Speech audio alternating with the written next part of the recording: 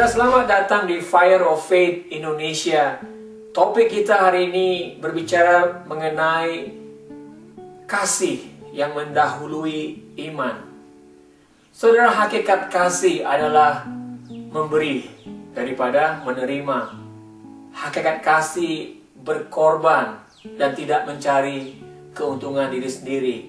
Alkitab mengatakan di 1 Korintus bahwa bila kita memiliki iman yang sempurna, yang dapat memindahkan gunung, tapi kalau kita tidak memiliki kasih, maka semua itu tidak berguna.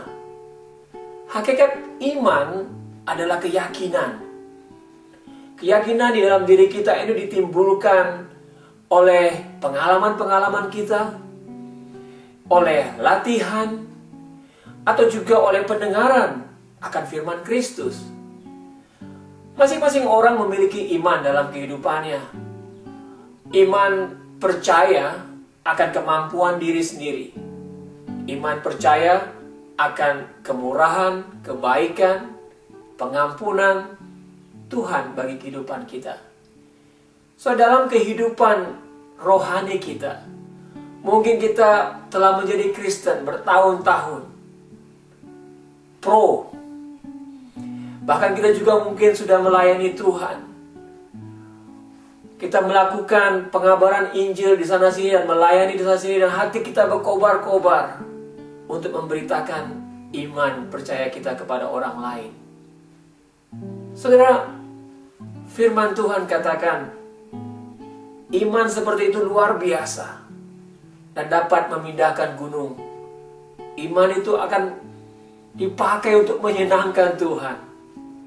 Dari firman yang mau kita pelajarin hari ini, saudara, berbicara mengenai iman tanpa kasih tak ada gunanya sama sekali.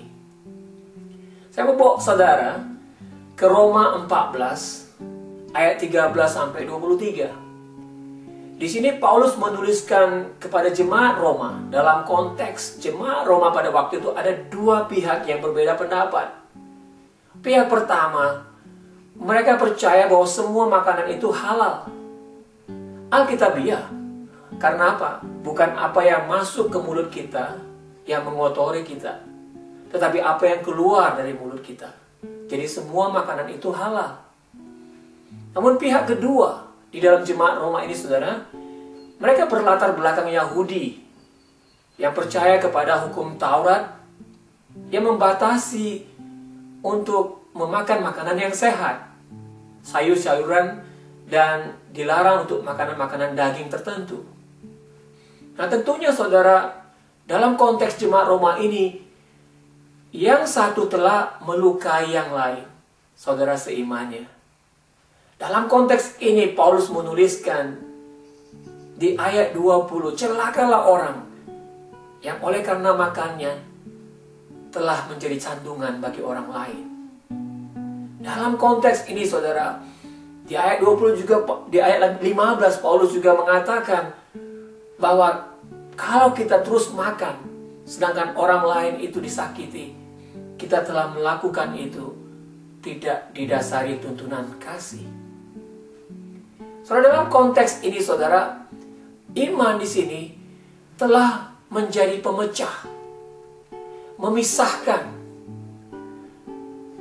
Memang dari Matius 10 ayat 35, Tuhan Yesus berkata bahwa aku datang untuk memisahkan orang dari ayahnya, anak perempuan dari ibunya, demikian juga dari mertuanya dan sebagainya.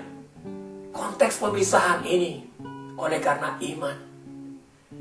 Dalam tubuh Kristus ada banyak iman yang bekerja, yang tidak fundamental, namun telah menjadi batu sandungan bagi satu sama lain. Saudara, bagi kita yang kuat imannya, cenderung untuk menghakimi orang yang lemah imannya. Kamu sih nggak ke gereja. Mungkin saudara pernah mendengar perkataan-perkataan demikian. Kamu sih belum berdoa seperti ini. Oh, itu sih belum diurapi. Oh, itu sih begini dan sebagainya. Orang yang kuat imannya cenderung menghakimi yang lemah imannya. Sedangkan yang lemah imannya cenderung untuk ikut-ikutan saja. Walaupun tanpa ada keyakinan akan apa yang didengar dari pendeta, dari pemimpinnya. Pokoknya apa yang dikatakan pendeta, pemimpin ikut saja. Walaupun tidak ada iman, keyakinan akan apa yang dilakukan itu. Saudara, apa yang kita bisa pelajari dari ayat 13 sampai 23 ini, saudara? Pertama-tama, bagi kita yang kuat imannya, iman tanpa kasih itu akan membuat iman kita memecah belah. Iman tidak bisa membangun. Saudara, iman bisa gagal, tetapi kasih tidak bisa gagal. Kasih lebih besar daripada iman. Saudara, contoh seorang pria yang mau diceraikan oleh istrinya. Pria ini orang Kristen dan istrinya ngotot, dia minta cerai. Pria ini memiliki iman bahwa apa yang telah disatukan oleh Tuhan tidak dapat diceraikan oleh manusia. Perceraian itu tidak baik.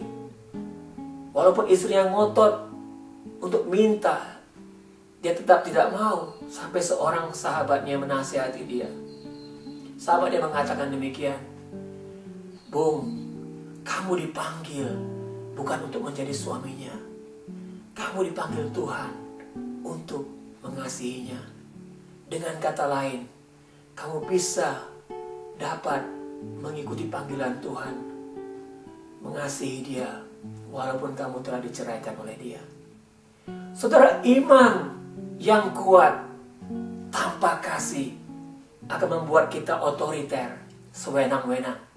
Sedangkan iman dengan kasih akan membuat kita bermanfaat bagi orang lain, yang membuat kita menjadi pelayan. Saudara, yang kedua, saudara, bagi kita yang lemah imannya, saudara tahu nggak? Perbuatan kita, tindakan kita tanpa didasari iman adalah dosa. Kalau kita pelajarin ayat 23, Paulus mengajarkan ada orang yang bimbang, yang ragu. Dia kira orang pada makan, aku makan saja. Nah, orang yang seperti ini ikut-ikutan. Mereka melakukan tidak berdasarkan iman. Dan kalau tidak berdasarkan iman adalah dosa. Dalam konteks ini Paulus mengajarkan definisi dosa bukan lagi melanggar 10 perintah Tuhan, melainkan kalau tindakan kita itu tidak didasarkan oleh iman. Dengan kata lain, saudara, kalau kita makan, kalau kita minum, kalau kita bekerja, mengajar, mengendarai mobil, berhubungan intim dengan istri kita, kita mungkin bisa berdosa. Bahkan bila kita berkhotbah seperti ini, kita bisa berdosa. Kalau semuanya ini kita lakukan tanpa dasar iman. Maksudnya apa, saudara? Maksudnya Paulus mengajarkan untuk segala sesuatu kita lakukan dalam keyakinan kita akan Tuhan. Dalam keyakinan kita bahwa misi kita ini adalah untuk Tuhan. Firman Tuhan mengatakan bahwa kita telah dibeli, harganya telah lunas dibayar di kayu salib oleh Yesus Kristus. Hidup kita adalah untuk hidup Kristus. Kita mati juga mati untuk Kristus. Ini menyadarkan kita bahwa apa saja yang kita lakukan harus didasarkan oleh iman. Karena kita telah menjadi milik Kristus. Semoga ini memberkati kita semua.